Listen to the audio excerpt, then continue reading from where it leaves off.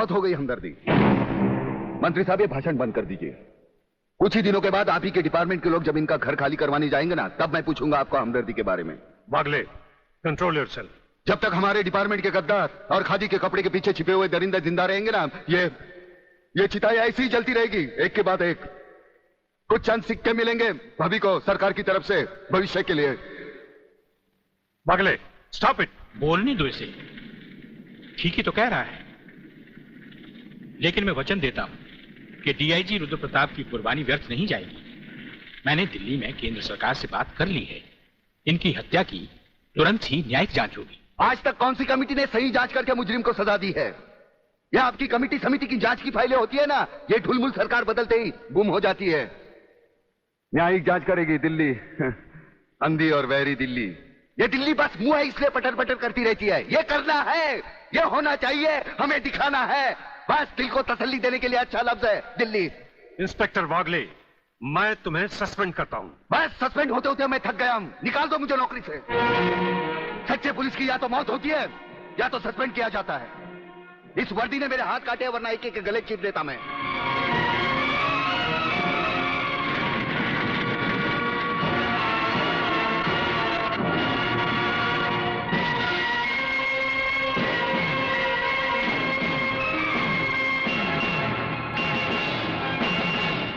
एक बात बता मेरे को, इन मासूमों को हिंदू और मुसलमान के बारे में किसने बताया? तूने?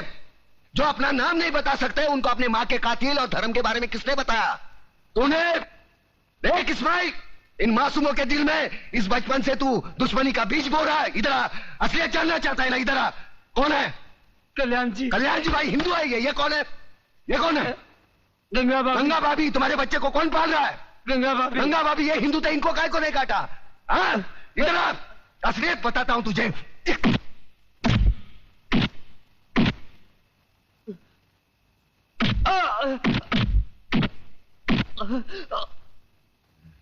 ये ले, ये मुसलमान का खून, ये हिंदू का खून। बता, इसमें मुसलमान का कौन सा, हिंदू का कौन सा? बता। साले बनाने वाले ने इसमें फर्क नहीं किया, तू कौन होता है फर्क करने वाला? ये कलम वाली बाई ठीक कहती है, इसकी कड़वी सच्ची बातें तुम्हारे खोपड़ी में नहीं घुसती। किसने किसको मारा? किसने किसको जलाया? साला कल तक हम एक दूसरे के त्योहार में शरीक होते थे, एक दूसरे के सुख दुख बांटते थे। अपने टकले पे गणपति लेके काय को जाता था? पानी में गणपति बाप्पा मोरिया काय को नाचता था? अल्लाहुम्मा सल्ली अला आला सैयदना मौलाना मोहम्मदी व अला आले सैयदना मौलाना मोहम्मदी व बारिक व सलीम। ये दुरूद शरीफ तेरे को किसने सिखाया? अब चंद गद्दारों की साजिश में अपने भाईचारे को दफनाना चाहता है। प्रताप, मुझे माफ कर दो, मैं बह गया था, मैं बह गया था प्रताप, मुझे माफ कर दो।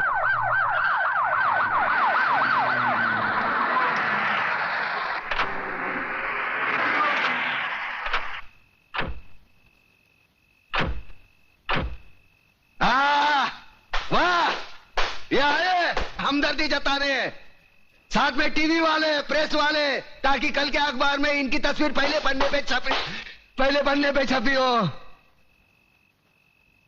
दो बूंद खून का दान करेंगे और अखबार में ऐसा हंगामा मचवाएंगे जैसे गरीबों के लिए इन्होंने अपने खून की नदियां बहाई हो। सारे कुर्सी के लिए अपने बहन बेटी को बेचने वाले जल्लाद लोग है ये। कुछ नहीं, सब ठीक है, सब ठीक है।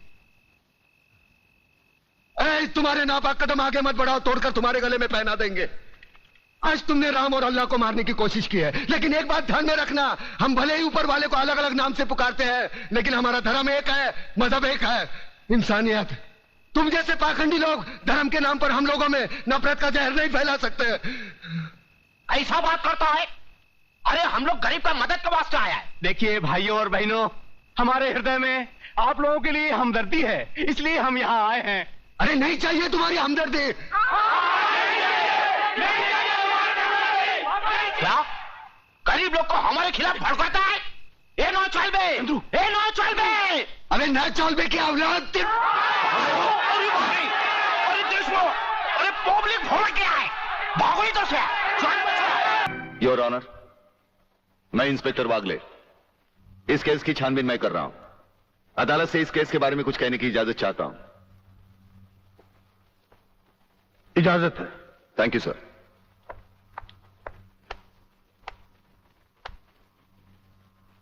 योर ऑनर, इंसाफ के इस मंदिर में आपको न्याय करते हुए कई साल हुए होंगे और इन सालों में आपके सामने रेप और मर्डर्स के अनगिनत केसेस भी आए होंगे। क्या उन अनगिनत केसों में आपके सामने कोई ऐसा केस आया है जहां कत्ल और बलात्कार करने वाले ने जिसके ऊपर बलात्कार किया है उसे खुद अस्पताल पहुंचाया हो? ये तो अभी तक सुना नहीं कभी। सही कह रहा है ये कुछ ना कुछ गड़बड़ जरूर है। बहुत बड़ी ऑर्डर ऑर्डर। इंस्पेक्टर वागले, मुझसे सवाल करने की बजाय आप इस केस में रोशनी डालिए। वही कोशिश कर रहा हूं सर। अदालत सरकारी वकील की जिन दलीलों को मद्देनजर रखते हुए इन लड़कों की जमानत नामंजूर कर रही है, मैं उन्हीं दलीलों के बारे में कुछ कहने की इजाजत चाहूंगा। इजाजत है। सरकारी वकील का कहना यह है कि अनीता चौधरी की लाश के पास संजय चौहान का पर्स मिला। हो सकता है बेहोश राधा टंडेल को उठाते वक्त वो पर्स वहां गिर गया हो। अब इनका कहना यह है कि राधा टंडेल ने इन लड़कों के खिलाफ बयान दिया है। यह भी तो हो सकता है कि वो बयान उसे किसी के दबाव में आकर दिया हो। जिस डॉक्टर ने बलात्कार की रिपोर्ट बनाई वो भी खरीदा गया हो। आपकी इन दलीलों से अदालत अपना फैसला नहीं बदल सकती। यह फैसला आप जबरदस्ती इन पर लाद रहे हो। इंस्पेक्टर वागले, अगर मैं चाहूं तो अदालत की तौहीन के जुर्म में मैं तुम्हें अभी टर्मिनेट कर सकता हूं। कोई परवाह नहीं है मुझे इस बात की। मेरा तो विश्वास उठ गया इस कानून से। कौन सा कानून, कैसा कानून? यह कानून तो चंद मुजरिमों की रखेल बन बैठा है। इसलिए लोग अदालत का दरवाजा खटखटाने के बजाय गुंडों की चौखट चूमते हैं। Take him out of the court. अगर जिंदगी में किसी से रिश्वत ना ली हो तो ही मुझे हाथ लगाना।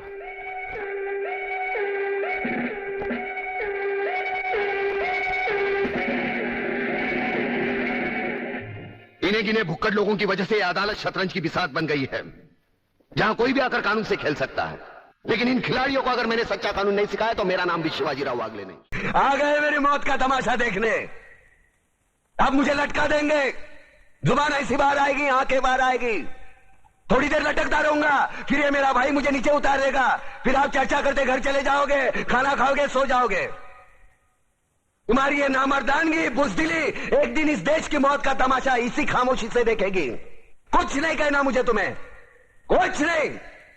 तुम्हारी जिंदगी में कोई फर्क पड़ने वाला नहीं। अंधेरे में रहने की आदत पड़ी है तुमको, गुलामी करने की आदत पड़ी है। पहले राजा महाराजाओं की गुलामी की, फिर अंग्रेजों की, अब चंद गद्दार नेताओं की और गुंडों की। धर्म के नाम पर ये तुम्हें बहकाते हैं, तुम एक दूसरे के गले काट रहे हो। काटो काटो। ऊपर वाला भी ऊपर से देखता होगा तो उसे शर्म आती होगी। सोचता होगा मैंने सबसे खूबसूरत चीज बनाई थी, इंसान। इंसान नीचे देखा तो सब कीड़े बन गए। कीड़े कीड़े रेंगते रहो, सटते रहो और मरो। आए और गए, खेल खत्म। क्यों जिए मालूम नहीं, क्यों मरे मालूम नहीं। कलम वाली बाई क्रांति लाना चाहती थी, कलम के जोर पर काले वर्तमान को खत्म करना चाहती थी। कौन समझा उसकी बात को? सब साले मुर्दे, जिंदा लाशें। किसे जगाती वो? मैं जाग गया, कुछ अच्छा काम करके जा रहा हूं, सुकून है। लेकिन ध्यान में रखना, तुम्हारी ये खामोशी कल तुम्हारे बच्चों के लिए रोना बन जाएगी। ये कानून वाले, वर्दी वाले नेता, इन्होंने अपना ईमान बेच दिया। एक दूसरे को जलाते वक्त तुम्हारा ईमान कहां गया था? भाड़ में।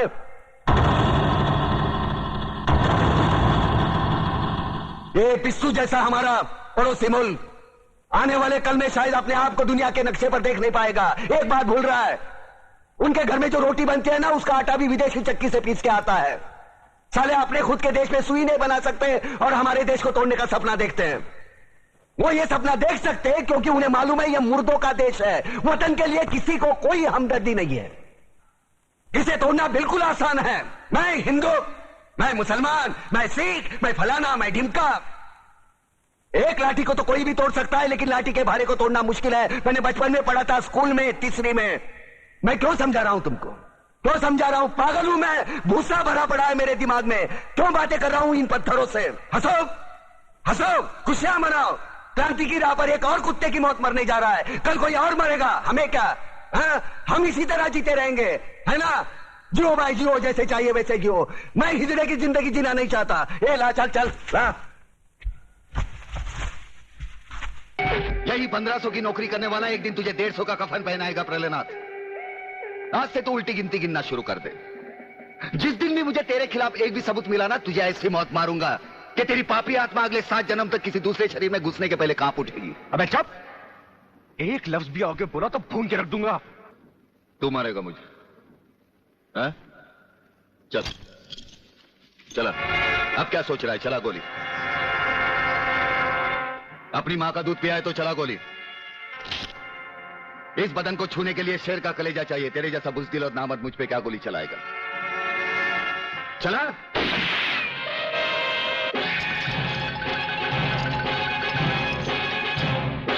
पुलिस अफसर पर गोली चलाने के जुर्म में मैं तुझे गिरफ्तार करता हूं। प्रहलाद जरा भी हिले तो इसकी खोपड़ी खोल दूंगा।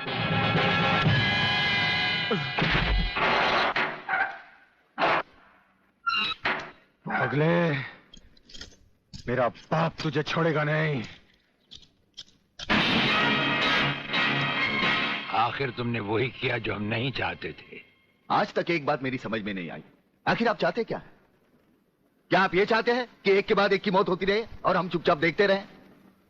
पहले डॉक्टर गुप्ता की मौत हो गई, फिर अली मारा गया, आज इस प्रहलाद के पिल्ले ने मुझ पर गोली चलाई। ये देखिए, अगर मैंने बुलेट प्रूफ जैकेट नहीं पहनी होती तो मरने वालों की लिस्ट में मेरा भी नाम जुड़ जाता। लेकिन इसने तुम पर गोली क्यों चलाई? क्योंकि मैंने इसे मजबूर किया था। इसके खिलाफ सारे सबूत मैंने पहले ही इकट्ठा कर लिए थे। सवाल था उंगलियों के निशान का, जो इस रिवॉल्वर पर मौजूद हैं। एक बात मैं दावे के साथ कह सकता हूं सर, अनीता चौधरी का कातिल और राधा टंडेल से शरीर संबंध रखने वाला यही है रसिकनाथ। डीआईजी के बेटे संजय को फंसाया है क्योंकि वो अपने बाप के कातिल का चश्मदीद गवाह है। वागले, अब हम इसे उस अस्पताल में ले जाएंगे जहां इसके अंदर के छुपे हुए राज एक बीमारी की तरह बाहर आ जाएंगे।